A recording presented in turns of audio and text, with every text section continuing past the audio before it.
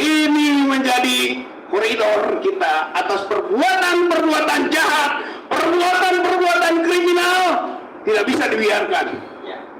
Oleh karena itu, turunkan, maksulkan Jokowi dan penjarakan Jokowi dan keluarganya, ketika keluarganya juga menjadi penguasa yang ingin menjadi bagian dari penjajahan negeri ini.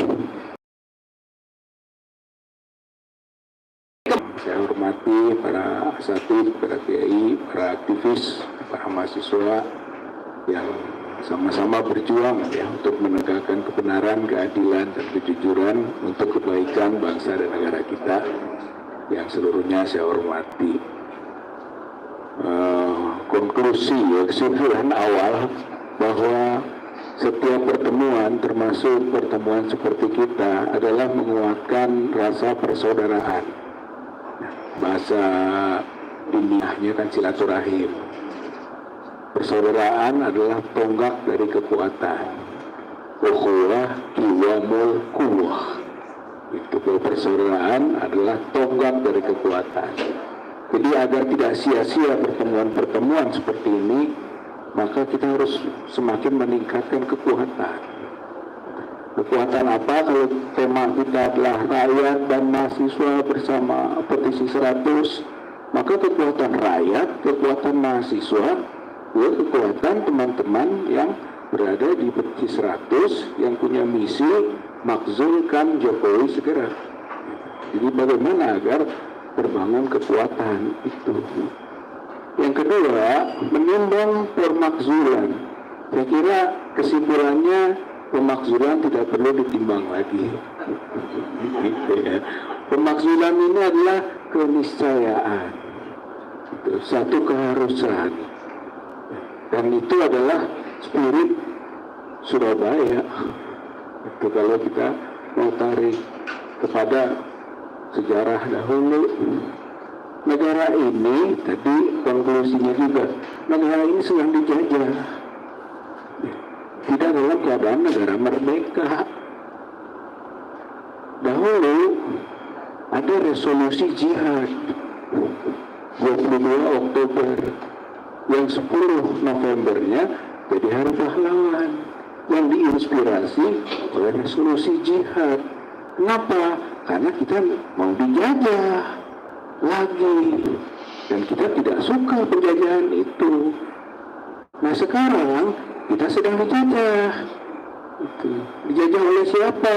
Tadi Prof. Hesti sampaikan ada monarki, monoarkin, penjajahan oleh satu arkin, satu kekuasaan, penjajahan juga oleh oligarki.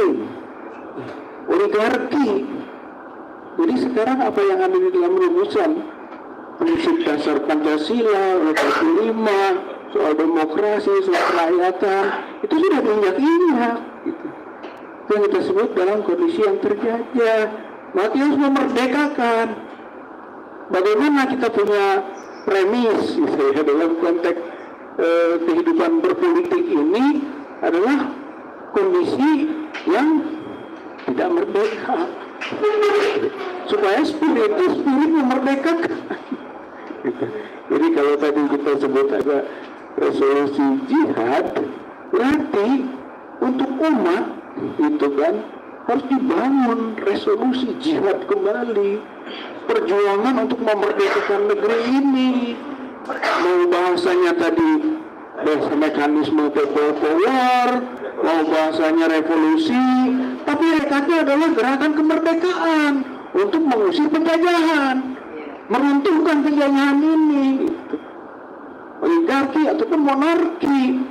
Kenapa menjadi penting monarki?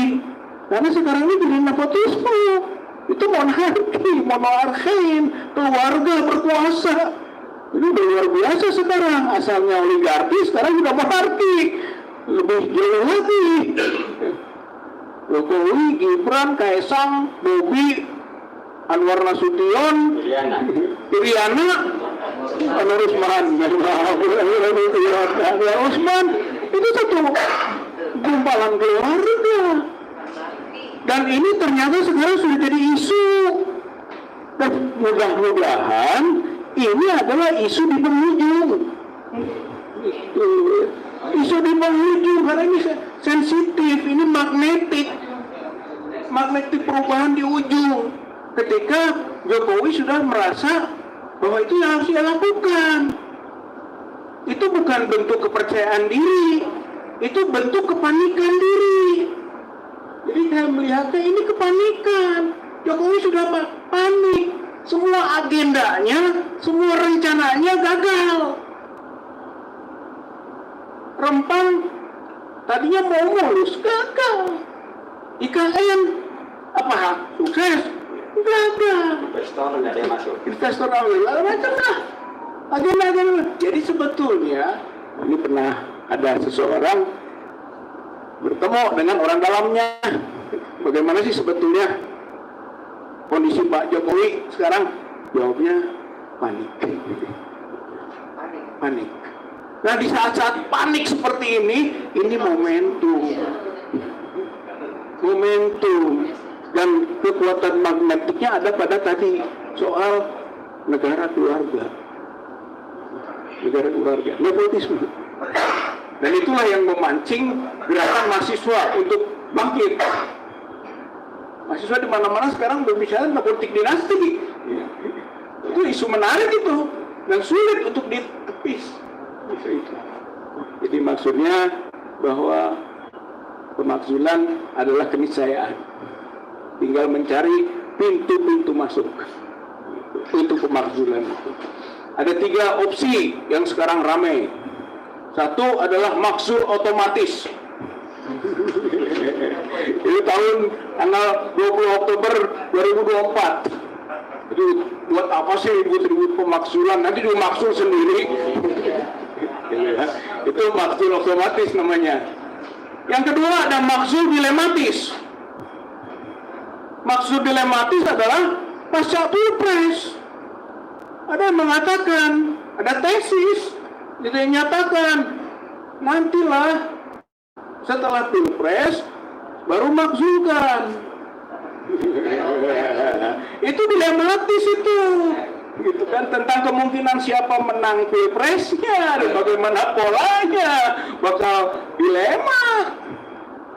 Maka yang ketiga opsinya adalah makzul manis dan dinamis. Makzul manis dan dinamis adalah sebelum pilpres. Sekarang juga. Gitu. Jadi intinya itu adalah pilihan yang terbaik. Berarti apa? Kita menolong pilpres. Bagi mereka yang masih optimis dan masih punya anggapan peluang ada di pilpres, tertolong oleh pemakzulan manis dinamis ini. Tertolong karena akan ada kemungkinan fair, jujur, gitu kan, dan sebagainya yang menjadi prinsip-prinsip pilpres ataupun pemilu berkeadilan. Fairness akan terjadi karena penyakitnya ada pada Jokowi. Kekhawatiran juga muncul karena faktor Jokowi. Kekhawatiran itu, maka Jokowi nggak ada, pemilu tanpa Jokowi, insya Allah kebaikan dan menolong proses pilpres. Jadi banyak tertolong oleh itu. Maka Bapak Ibu terpaksa harus dibuat perubahan linier dan perubahan unlinier. Perubahan linier itu terpaksa, ujung nanti nggak ada lagi jalan lain bahwa harus kita masuk di ruang pilpres. Itu yang sebut tadi Pak Kiai, all out. Mudah-mudahan nanti ulama Jawa Barat, ulama Jawa Tengah, ulama Jawa Timur bersatu mengeluarkan fatwa wajib memilih nomor 1. Harus ada kategori al-ahkam al-khumsah, 5 kategori hukum. Terserah mau haram memilih yang 2. Boleh lah gitu ya, mau haram mau makruh gitu kan, mau kemudian kategori wajib, mau pilih yang mana fatwanya, pokoknya kategori fikihnya begitu. Mau haram memilih nomor 2 misalnya, kemudian mau wajib memilih yang satu. Kalau ulama-ulama umat Islam sudah memfatwakan begitu, saya kira itu perubahan linier tertolong juga, terbantu. Tapi yang sangat terbantu kalau ada perubahannya linier. Nah, inilah konsistensi petisi 100. Makanya sampai kapan katanya kita ini terus sampai bisa berhasil. Gitu kan? Besok kiamat, sekarang masih bisa menanam kurma, kita tanam sekarang juga. Nabi kan mengarahkan begitu. Besok kiamat, sekarang masih sempat nanam kurma, tanam kurma itu sekarang juga. Kenapa? Kan di dalam pembukaan Undang-Undang Dasar 45 ayat 3 itu kan kemerdekaan itu berkat rahmat Allah yang Maha Kuasa dan didorongkan oleh keinginan luhur kebangsaan untuk bebas, maka menyatakan kemerdekaan, kan begitu. Jadi dua dimensi kekuasaan Allah yang diyakini, nggak akan pesimis umat Islam terhadap perubahan kok. Qulillahumma malikal mulk tu'til mulka man tasya wa tanzi'ul mulka mimman tasya wa tudhillu man tasya wa tu'izzu man tasya, terbalik ya, wa tu'izzu man tasya wa tudhillu man tasya biyadikal khair innaka ala kulli syai'in qadir. Makanya rumusannya begitu di pembukaan, berkat rahmat Allah yang Maha Kuasa. Qulillahumma malikal mulk. Jadi kita sangat yakin ketika kita berjuangnya keras, keinginan luhur untuk bebas dan merdeka, Allah itu akan menurunkan pertolongannya. Nasru minallah, fathun qarib. Pertolongan dari Allah, kemenangan dekat kemenangan itu. Bapak Ibu, apa Soekarno itu jatuhnya lama berkuasanya, jatuhnya cepat. Gara-gara apa? Kekuatan magnetik yang menyebabkan rontok dia, PKI. Hanya oleh satu peristiwa G30 SPKI itu faktor utamanya rontok itu Soekarno yang seumur hidup tadi. Soeharto itu dilantiknya bulan Maret, 11 Maret 98, bulan Mei jatuh. Jadi pada waktunya perubahan itu cepat. Makanya ada yang mengatakan kita kan sudah waktunya kasih ini. Sekarang bulan apa? Desember, Januari, Februari sudah pilpres. Mimpi mau memakzulkan Jokowi. Enggak mimpi. Kalau kita punya keyakinan bahwa Allah Maha Kuasa dan perjuangan kitanya, perjuangan yang serius, sungguh-sungguh, bukan saling memanfaatkan dalam makna negatif. Mahasiswa juga nggak boleh merasa dimanfaatkan oleh proses pemakzulan ini. Kita juga orang tua siap dimanfaatkan oleh mahasiswa. Ayo mahasiswa, manfaatkan kami, gitu yang tua-tua ini untuk perubahan pemakzulan Jokowi. Siap. Intinya ba'duhum awliya'u ba'din.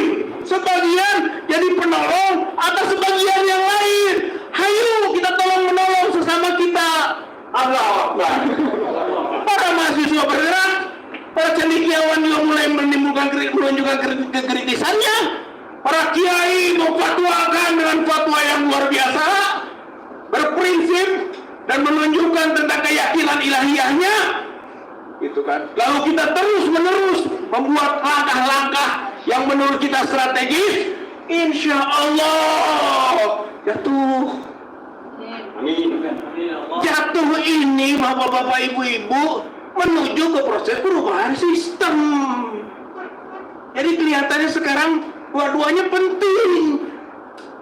Mau sistem dulu, mau orang dulu, dua-duanya mana yang duluan lah. Itu daripada nanti saling menyalahkan. Kelompok pemakzulan disalahkan, sistem dulu. Kelompok pemakzulan, buat apa sistem? Yang penting makzulkan dulu. Udahlah, karena duluan aja deh sekarang mah. Ayo, mana yang duluan? Jadi konklusinya sebenarnya apa yang kita perjuangkan bersama ini konkret loh, real, dan punya akar historis, dan punya dasar spiritualisme yang kuat, religiusitas kita. Dan jangan lupa Surabaya gitu adalah kota yang memberi pengaruh besar. Saya baru dengar betul ya, anak-anak mahasiswa kita dengan optimisme seperti ini. Saya kira ini adalah rembetan nanti api yang akan diteruskan dan disampaikan oleh kita semua. Bahwa Surabaya ada kelainan. Tapi kelainan beda dengan lain. Ya, maksudnya positif, konstruktif. Bahwa mahasiswa sebetulnya siap, yang lain juga siap. Gitu.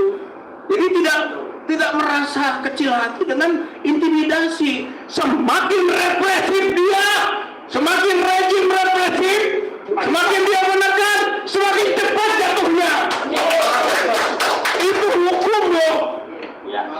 Hukumnya begitu di mana-mana juga. Semakin represif, semakin membabi buta, semakin sepertinya percaya diri, padahal dia semakin panik, semakin pakai jurus mabuk dalam melaksanakan agenda-agendanya. Saat itulah sebenarnya titik lemah dia itu ketahuan, dan dia akan runtuh dan hancur di situ. Jadi kesimpulannya bukan makzulkan saja, tumbangkan, penjarakan, runtuhkan. Bahkan satu lagi sekarang sudah menjadi majunya langkah juga, penjarakan Jokowi. Apa enak saja orang berdosa, orang melakukan perusakan di muka bumi tanpa ada sanksi? Tidak bisa. Kita bisa maafkan itu sanksi sosial. Oh, dia bisa tobat itu sanksi ilahiyah nanti, terima atau enggak. Tapi sanksi hukum, insya Allah, ya kan, upaya kita diridhoi oleh Allah. Amin.